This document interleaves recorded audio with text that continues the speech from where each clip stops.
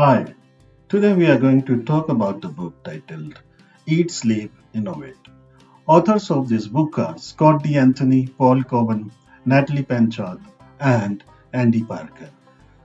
Innovation is something different that creates value, but it is an unnatural act in most of the organization. This book is about innovation and how to make it a day to day habit in any organization.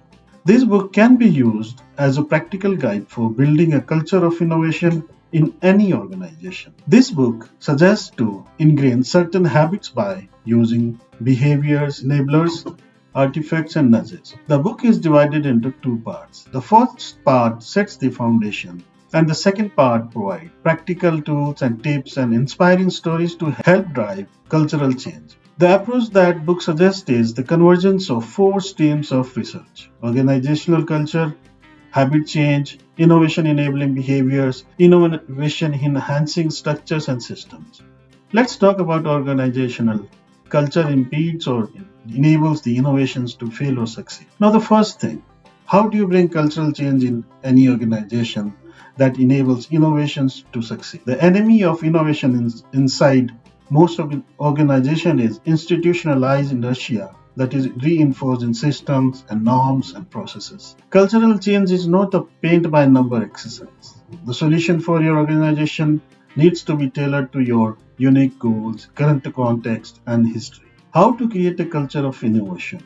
The authors say don't bring foosball tables at the workplace. Don't run useless campaigns exhorting people to give their new ideas on a particular day called Free Thinking Friday. Don't do all these things. The author suggests use of beans to hack habit. Beans are inspired by habit change literature. A bean is behavior enabler, artifact, and nudge.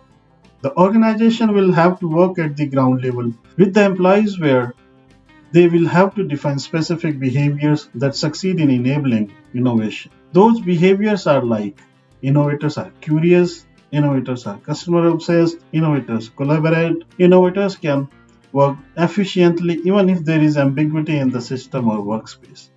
Innovators feel empowered. Innovators think about future requirements while addressing the current needs. Now, how to ingrain these behaviors into any organization? The book says that success requires focusing on changing people's daily habits through a series of interventions and then ensuring that the new habits stick and scale. How do you change a habit? Habit change requires engaging people's rational, logical side and their emotional and intuitive side. Habit change requires a multi-front battle which uses a combination of mantras, nudges, and social interaction to change people's behavior pattern. To reinforce the desired behavior, goal setting and achievement and social comparison and encouragement can be used.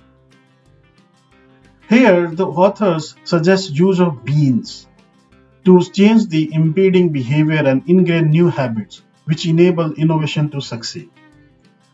What are the behavior enablers? These are the direct way to change behaviors.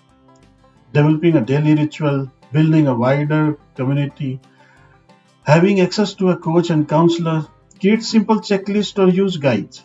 These are the behavior enablers. Artifacts. Artifacts are physical and digital reinforcers that connect the first two ideas. Artifacts include prizes and trophies, physical avatars, and reinforce the desired changes, picture and visuals that serve as background reminders, physical objects that sit on desks or in conference rooms. Now, what are the nudges that can be used to change behavior? Nudges are an indirect way to change the behavior, making the desired behavior default, having reminders, creating and sharing stories, using physical office design to facilitate specific behavior, providing some form of comparison. The book also talks about a case study where it provides a step-by-step guidance on how to conduct a 6-week sprint to develop practical interventions and catalyze a group of change agents for innovation to succeed. This was the part 1. The part 2 contains practical tips and tools and inspiring stories to help you drive cultural changes that sticks and scales. Short sections are organized into chapters tied to the phases. A phase is what a would-be innovator would follow. There are 4 phases. Phase 1. Discover opportunity by being curious and customer obsessed. In this phase, you discover the problems that you want to solve. Phase 2. Blueprint compelling ideas by being collaborative and customer obsessed. In this phase, you come up with tangible ideas that solve the problem that was identified in phase 1. Phase 3. Assess and test ideas by being adept in ambiguity and by being empowered. This phase involves picking up an idea, looking at it from multiple angles, separating facts from assumptions, testing rigorously, and adapting quickly. Phase 4. Move ideas forward by being empowered and collaborate. For each phase, the book talks about four things: beings that include behaviors, enablers, and artifacts and nudges. The book lists around 101 beans used by various companies, and book talks about around 40 of them in detail in this book. There are also bean boosters that help maximize the impact of selected beans. Each section has one or two inspirational case studies. Each chapter has a tool to help. For example, in phase 1, being curious is a must for being innovative. The book suggests a tool called Curiosity Quotient, which can give you an idea of how curious you or your team are. Finally, the verdict. The book is good.